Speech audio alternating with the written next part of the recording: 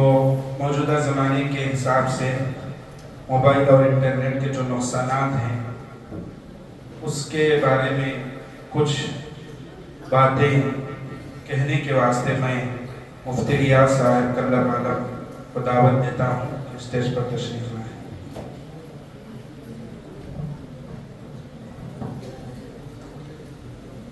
الحمدللہ وکفا وسلام علی عبادہ الذین اصطفی، اما بعد۔ اسٹیج پر جلوہ افروز اساتذہ اکرام، معزز علماء کرام اور عزیز ساتھیوں، ایک زمانہ تھا کہ انسان رات کو کھلے میدان میں آسمان تلے ستاروں بھرے آسمان کے حسین منظر سے لطف اندوز ہوتا تھا۔ آج سائنس اور ٹیکنالوجی کے نت نئی ایجادات نے ان ستاروں پر پہنچنا آسان کر دیا ہے۔ سائنس اور ٹیکنالوجی کے ذریعے انسان چاند پر پہنچنے کا دعویٰ کر چکا ہے اور اہل سائنس اس کو مان بھی چکے ہیں۔ سائنس اور ٹیکنالوجی کے ایجادات میں موبائل اور انٹرنیٹ نے انسان کی زندگی میں حیرت انگیز تبدیلیاں کی ہیں۔ اس نے فاصلوں کو سمیٹ کر رکھ دیا، پوری دنیا کو انسان کی مٹھی میں منحصر کر دیا، سارے عالم کو گلوبل ولیج کی شکل دے دی۔ اس کے ذریعے بہت ساری دشواریاں آسان ہو گئی۔ ذرائع ابلاغ، صحت و تعلیم، زراعت و تجارت، معاشرے کے دیگر شعبوں میں اس نے انقلاب پیدا کر دیا۔ تعلیمی میدان میں اس کی افادیت بالکل عیاں ہے۔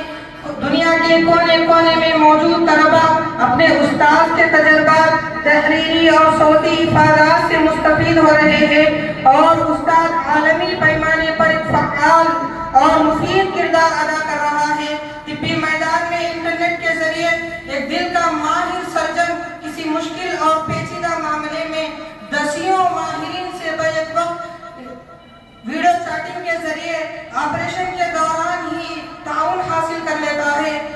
موبائل اور انٹرنیٹ کے ذریعے دور دراز کے دوستوں سے رابطے، مدد کا حصول، تعزیت و تہنیت، کاروباری رابطے، اس کے علاوہ معاشرے کے دیگر شعبوں میں ہر فرد اس سے اپنی پیاس بجھا رہا ہے۔ محترم دوستو، جہاں ایک جانب موبائل اور انٹرنیٹ کی اپنی افادیت ہے، وہیں دوسری جانب اس کے نقصانات بھی بے شمار ہے۔ یہ حقیقت اب لوگوں پر مخفی نہیں رہ گئی کہ موبائل اور انٹرنیٹ کے غلط اور زیادہ استعمال سے مختلف دینی، جسمانی اور نفسیاتی مشکلات اور نقصانات کی فہرست طویل ہوتی جا رہی ہے۔ موبائل اور انٹرنیٹ کے نقصانات پر اگر ہم نظر ڈالتے ہیں تو یہ بات عیاں ہوتی ہے کہ اس کی وجہ سے اجتماعی زندگی کمزور ہوتی جا رہی ہے، جرائم میں بے حد اضافہ ہو گیا ہے، اس کو نام نہاد آزادی کی علامت بنایا گیا ہے، عریانیت عام ہے، فحاشی اور بے حیائی کا انٹرنیٹ سمندر بن چکا ہے، حیاسوز مناظر کی بہتات ہے، چیٹنگ وغیرہ کے ذریعے بھولی بھائی لڑکیوں کی عزت کا سودا کیا جا رہا ہے، بے حیائی اور فحاشی کے ایسے مناظر پیش کیے جاتے ہیں جو حیا اور غیرت کا جنازہ نکال دیتی ہے۔ ماں بیٹے، باپ بیٹی، بھائی بہن اور دیگر محرموں کے درمیان یہ خاص حیا جو گناہوں سے روکنے کے لیے اللہ نے ودیعت رکھی ہے، ختم ہوتی جا رہی ہے۔ موبائل اور انٹرنیٹ جھوٹ پھیلانے کا سب سے بڑا ذریعہ ہے۔ یہاں رب و یابس، صحیح اور غلط باتوں کی یکساں طور پر اشاعت ہوتی ہے۔ یہ زحمت گوارا نہیں کی جاتی کہ آنے والی خبروں کی تحقیق کر لی جائے، بلکہ ہر بے سراپا خبروں کو آگے بڑھانے کی مقابلہ آرائی ہوتی ہے کہ پہلے کون شیئر کر لے۔ انٹرنیٹ موجودہ زمانے میں فریب اور دھوکہ دہی کا اتنا بڑا ذریعہ بن چکا ہے کہ قانون نافذ کرنے والی ایجنسیوں کو اس پر قابو پانا مشکل ہو رہا ہے۔ اس دنیا میں انٹرنیٹ جوا اور سٹے کا سب سے بڑا مرکز اور بازار بنا ہوا ہے۔ سینکڑوں قسم کے سٹے متعارف ہیں، اس کے لیے الگ سے ویب سائٹ بنائی جاتی ہے، جبکہ جوا ایک گندا اور شیطانی عمل ہے۔ قرآن نے اس سے بچنے کی تاکید فرمائی ہے۔ اب اس کا ایک بڑا افسوسناک پہلو یہ ہے کہ شریف گھرانوں کے لوگ جو روایتی جوا خانوں میں جانے سے شرماتے تھے، اب گھر بیٹھے موبائل اور انٹرنیٹ کے ذریعے باعزت طریقے سے جوا کھیل رہے ہیں۔ اب تو کئی باحیثیت گھرانوں کی اس لت میں لگ کر دیوالیہ ہونے کی خبریں گشت کر رہی ہیں۔ محترم دوستو، موبائل اور انٹرنیٹ پر وقت کی بربادی اب ڈھکی چھپی بات نہیں رہ گئی.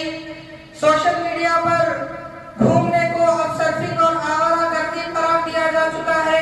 مشہور روزنامہ ڈان نے 24 دسمبر 2015 کی اپنی اشاعت میں سوشل میڈیا کو استعمال کرنا، یوٹیوب پر ویڈیوز دیکھنا، گیمز کھیلنا، بے مقصد مضامین پڑھنا، مزاحیہ پروگرام دیکھنا، اس کے علاوہ ان چیزوں کا تذکرہ کیا ہے جس میں نوجوان کثرت سے اپنا وقت ضائع کر رہے ہیں، جبکہ وقت اتنا قیمتی چیز ہے کہ الوقت اسمن من الذهب کے تحت دنیا کی کسی چیز کا اس سے تقابل نہیں کیا جا سکتا. کسی بھی شعبے زندگی سے تعلق رکھنے والا فرد اگر کامیاب ہے، ترقی کی منزلیں طے کر رہا ہے، تو اس کی کامیابی کا راز وقت کا صحیح استعمال ہوگا. دوستو، موبائل اور انٹرنیٹ کے غلط اور زیادہ استعمال سے سر درد، اعصابی تناؤ، ذہنی دباؤ، موٹاپا، دل کی بیماریاں، بلڈ پریشر، کان کی خارش، نگاہ کی کمزوری جیسی متعدد بیماریاں پیدا ہو رہی ہے.